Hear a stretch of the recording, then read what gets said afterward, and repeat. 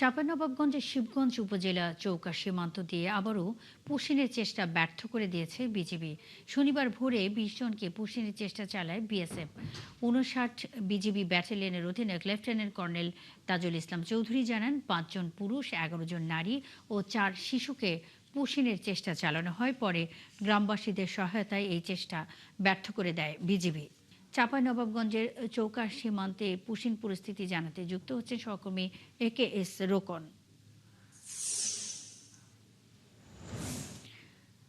রোকন, push in চেষ্টার সবশেষ কি খবর আছে আপনার কাছে? বিজিবি কি বলছে এই বিষয়ে?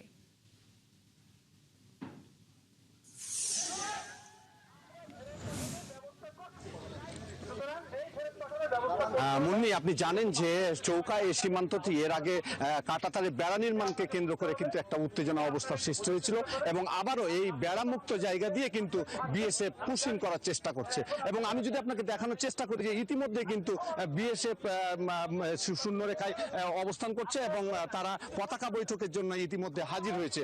এবং ভারতের পক্ষে ১১৯ বিজিবি ব্যাটালিয়নের অধিনায়ক তিনি ইতিমধ্যে পৌঁছে গেছেন ঘটনাস্থলে। এবং আপনাকে যদি একটু দেখানোর চেষ্টা করি যে ইতিমধ্যে কিন্তু আপনি দেখছেন যে শূন্য রেখার কাছাকাছি বেশ কিছু নারী পুরুষ, অর্থাৎ ২০ জন নারী পুরুষকে তারা এখানে নিয়ে এসেছেন, অবৈধভাবে বাংলাদেশে প্রবেশের চেষ্টা করছেন। এবং এই জন্য কিন্তু আমরা দেখছি যে বিজিবির একটা শক্ত অবস্থান রয়েছে, তারা বিষয়টি রুখে দিয়েছেন এবং অন্তত ৮ থেকে ১০ বার বিজিবির সাথে বিএসএফ এর তর্ক বিতর্ক হয়েছে। এবং ইতিমধ্যেই চাঁপাইনবাবগঞ্জ ৫৯ বিজিবি ব্যাটালিয়নের অধিনায়ক ঘটনাস্থলে এসে উপস্থিত হয়েছেন। এবং এখানে যে উত্তেজিত জনতা, তাদের একটা অভিযোগ হচ্ছে যে বারবার তারা যে অবৈধভাবে পুশিনের চেষ্টা করছে সেটা রুখে দেওয়ার জন্য প্রয়োজনে তারা জীবন দিয়ে হলেও এই ধরনের অপকর্ম তারা রোধ করবে, যার কারণে কিন্তু স্থানীয় জনসাধারণের মধ্যে একটা উত্তেজনা অবস্থা আমরা লক্ষ্য করছি। আপনি নিশ্চয়ই দেখছেন আমার ক্যামেরার মাধ্যমে যে উত্তেজিত জনগণ সেখানে অবস্থান করছে এবং বিজিবির অধিনায়ক জনগণকে সচেতন করছেন এবং শান্ত থাকার জন্য আহ্বান জানাচ্ছেন বারবার মাইক যোগে, যেন কোনোভাবে লোকজন উত্তেজিত না হয় এবং পরিবেশ অশান্ত না হয়।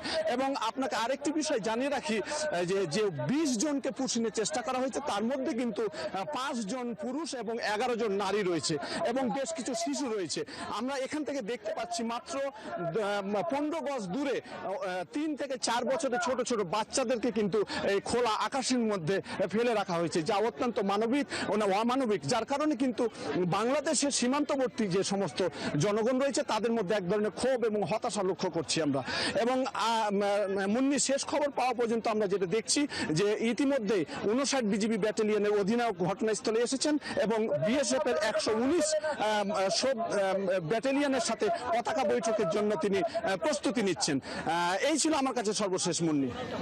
একেএস রোকন, আপনি প্রতি মুহূর্তের খবর রাখছেন নিশ্চয়ই।